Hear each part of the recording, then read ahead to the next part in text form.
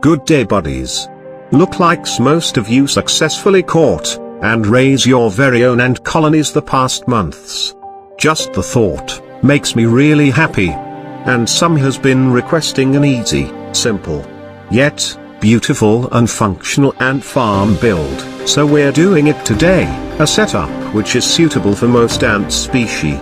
That'll only take around 20 minutes to make, our version of the famous tubs and tubes setup, which is one of the best in raising young ant colonies, or semi-claustral queen ants. Before we start, please allow me to appreciate the most awesome guys on our channel.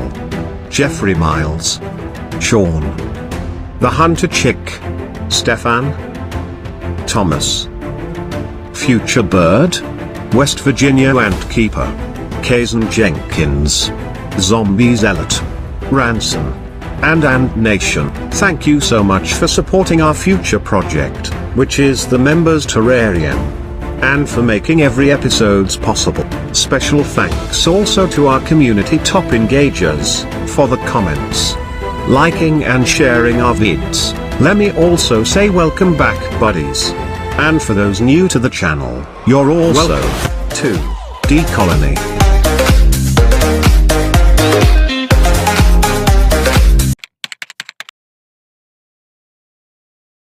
For this build we'll use a container without lid. This happens cause whenever I buy a set of containers for ant farm making, I'll make sure to always get some extra piece, as sometimes there's a few that get broken during shipment. Additional reason is to have extra lids of the same kind, for easier maintenance. As it's easier to just remove a lid with a worn out barrier, and just replace it with the extra lid with fresh escape prevention barrier. So we always ends up with lidless containers like this one. I've searched for containers without expansion holes built like this, but can't find any. I forgot I've already attached acrylic pipes on all of them long time ago, but it's okay if you don't have them. Just a drilled hole is enough, as it'll only be used to move the ants once they outgrown the ant farm. Anyway, we can't use the usual size of test tubes to this container, as it won't fit inside. So, we'll use this little acrylic ones instead. What we'll do here is a tubs and tubes setup, with a twist of D-Colony landscaping. We'll just secure spaces first that we want to be free of concrete using moist sand. This will simply prevent the concrete flow on its place.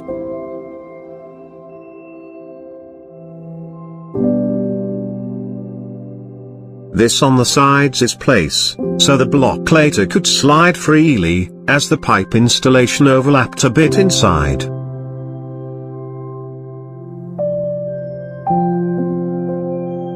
And as simple as this is fine. Let's mix to sanded grout for the project next. I want it orange as usual. So we'll mix 1 part red grout powder, 2 parts yellow grout powder, and 1 1/2 parts of fine sand.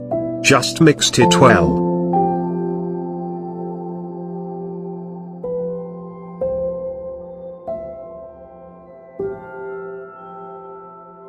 Then water. I don't measure the water, as I just add slowly, until I reached the desired thickness. It varies on different projects, so I'm used to this way of mixing the concrete anyway.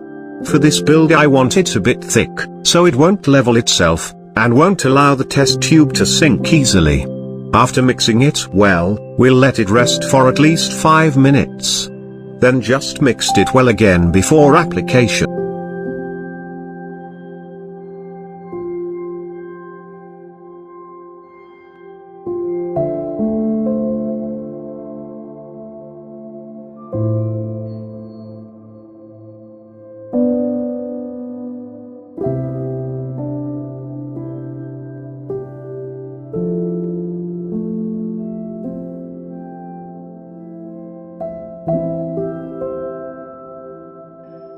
Then just block the test tube with moist sand. Let's position it like this, with a bit of space against the side of the container. Then secure space in between with moist sand.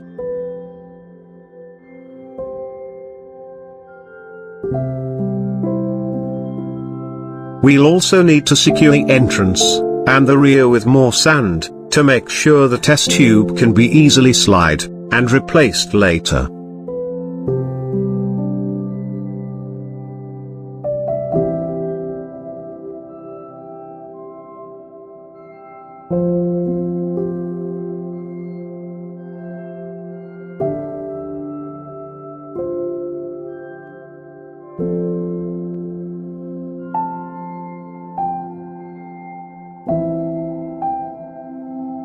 Let's design it a bit with a few stones and grass powders used in dioramas.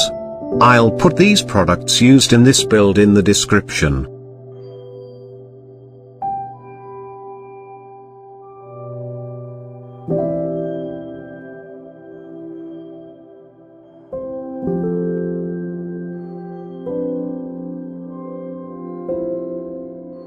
Since we made the sanded grout a bit thick, we'll need to press down the grass powder to make sure they'll stick into it nicely.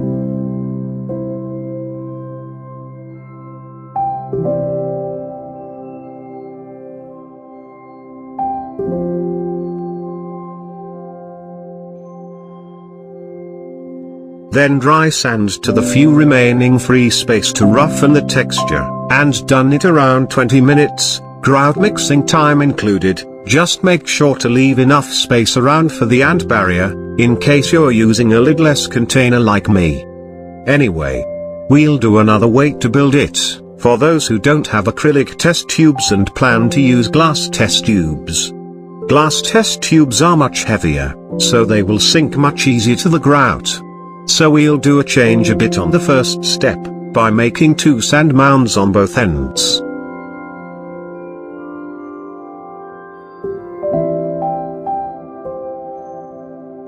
This will lift the test tube, to prevent it from sinking. Another thing. Most acrylic, or plastic test tube like this one buddy's got a smaller rear diameter. With that it's given they're easier to remove and slide to the concrete later. So if you use glass test tube, don't forget to apply oil around it so it can also be detached from the concrete later on. And of course, we also need to fill the test tube here with moist sand. Those are the only changes if using glass test tubes, so we can finish the rest like the first one. And here it is after letting it dry for 48 hours.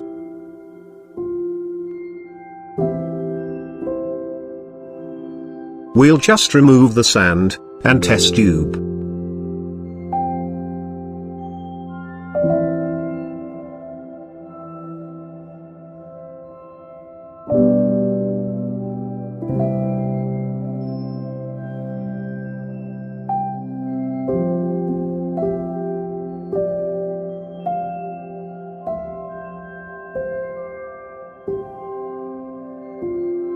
Then prepare a proper test tube setup, to try it out.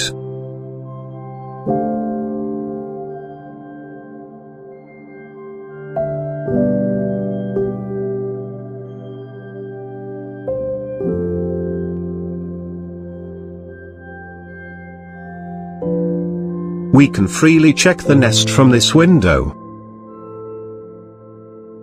And check water levels easily as well.